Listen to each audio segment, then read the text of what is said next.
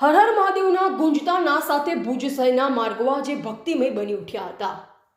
સતત 12મા વર્ષે આયોજિત આ ભવ્ય શોભાયાત્રાએ શહેરમાં આસ્થા અને ઉત્સાહનો અનોખો માહોલ સર્જ્યો। વિવિધ આકર્ષક ફ્લોટ, ભગવાન શિવના જીવંત દર્શન કરાવતી ઝાંખીઓ, ઢોલ નગારા અને ભજન મંડળીઓના સ્વરો સાથે યાત્રા આગળ વધી।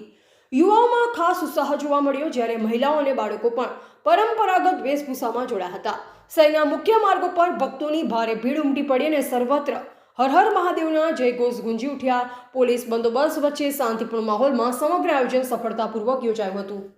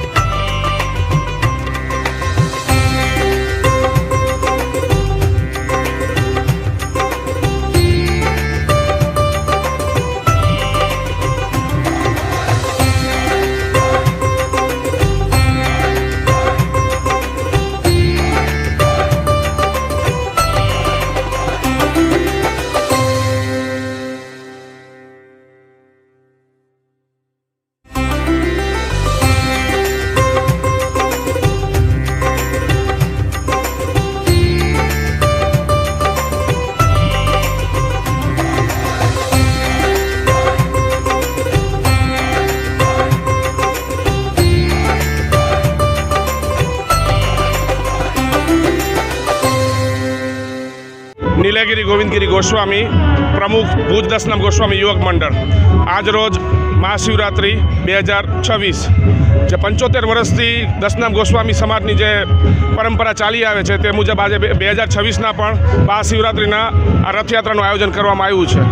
આ રથયાત્રામાં આ વખતે આ જે રથ નીકળી રહ્યો છે તેને ખેંચીને અમદાવાદમાં જે રથ નીકળતો હતો જગન્નાથપુરીનો, એવી રીતે આ પણ રથયાત્રાનું આ વખતે આયોજન કરવામાં આવ્યું છે, જે કચ્છમાં પ્રથમવાર થઈ રહ્યું છે. અને આ વખતે ઘણા બધા ટેબલો અને ઘણા બધા ફ્લોટને રાખવામાં આવ્યો છે દરેક સમાજ દ્વારા.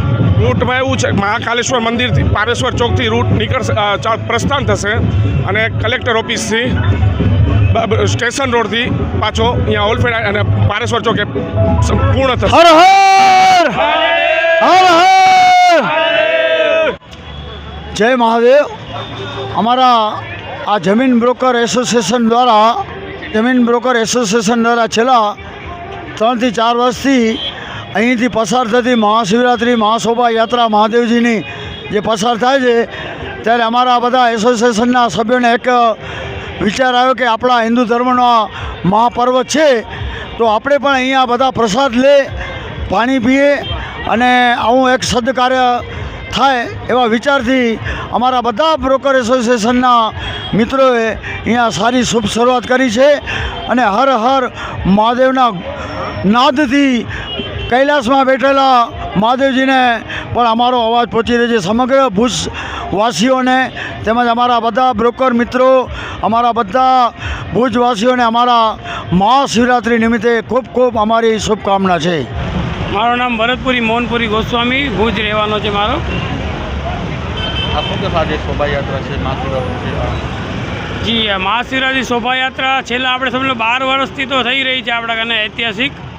એમાં સમસ્ત હિન્દુ સમાજને દસનામ ગોસ્વામી સમાજના સંયુક્ત ઉપક્રમે સારામાં સારું આયોજન ને સારામાં સારી રવાડીમાં લોકો પણ સારા અહીંયા એકઠા થઈ રહ્યા છે. ને રવાડીની અંદર અલગ અલગ સ્ટોલ રાખેલા છે, જે તમે સ્લોટમાં જોઈ શકશો. હમણાં રવાડી જે આપણે પાછળ આવી રહી છે, એ રવાડીની અંદર અલગ અલગ બધે પોતપોતાના સમાજ પ્રમાણે એને ડિઝાઇનો બધી કરીને લોકો ભેગા થયેલા છે. ને એમાં ડીજેના પ્રોગ્રામને બધે રાખેલા હોય છે ને મહાપ્રસાદનું આયોજન પણ કરવામાં આવેલો હોય છે. હર હર મહાદેવ.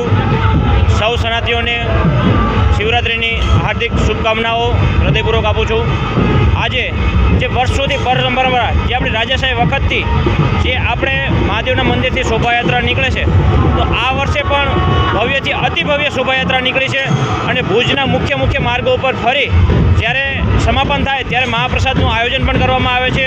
તો ભુજના આજુબાજુના ગ્રામ લોકો બહુ ઉત્સાહભેર આ શોભાયાત્રામાં જોડાયા છે. તો સૌને હર હર મહાદેવ, જય સિયારામ. આમ તો રાજાશાહી વખતથી દેવાધિદેવ મહાદેવની શિવરાત્રિની મહાશોભાયાત્રા નીકળતી આવી છે, ત્યારે ગૌસ્વામી સમાજ આની શરૂઆત કરી હતી. પણ છેલ્લા 12 વર્ષથી સમસ્ત સનાતન હિન્દુ સમાજ દ્વારા આ યાત્રામાં દરેક હિન્દુ જોડાય છે. એનું રીઝન હતું કે ધીમે ધીમે આ યાત્રામાં લોકો ઘટતા ગયા. જ્યારે 12 વર્ષથી સમસ્ત સનાતન હિન્દુ સમાજના દરેક સમાજના પ્રમુખો, દરેક સમાજની મહિલા મંડળો, યુવક મંડળો જોડાતા હોય અને હવે તો એક મહાશિવરાત્રિ કે ભુજમાં પર્વ બની ગયું છે. કારણ કે અલગ અલગ વિવિધ ઝાંખીઓ હોય છે. અને બીજું, આપણે દરેક હિન્દુ સમાજ એક જ મેસેજ આપવા માંગીએ છીએ કે ધર્મ ટકશે ત્યારે જ સમાજો ટકશે. તો આપણા માધ્યમ દ્વારા દરેકને કહીશ કે હર ઘર મહાદેવ, ઘર ઘર મહાદેવ. એવી જ રીતના આજે જ્યારે શિવરાત્રિનું મહાપર્વની ઉજવણી થઈ રહી છે, ત્યારે આપણે સર્વે પરિવાર સાથે જોડાઈ અને આપણે સનાતન ધર્મની રક્ષા કઈ રીતે કરવી એના અનુસંધાને આવા ઉત્સવો, આવા મહોત્સવો થતા હોય છે. તો આપણે એક સનાતન હિન્દુ તરીકે દરેક હિન્દુ પર્વમાં જોડાઈ અને આવી જ રીતના આ ઉત્સવને મહોત્સવ બનાવતા રહીએ. હર હર મહાદેવ, ઘર ઘર મહાદેવ.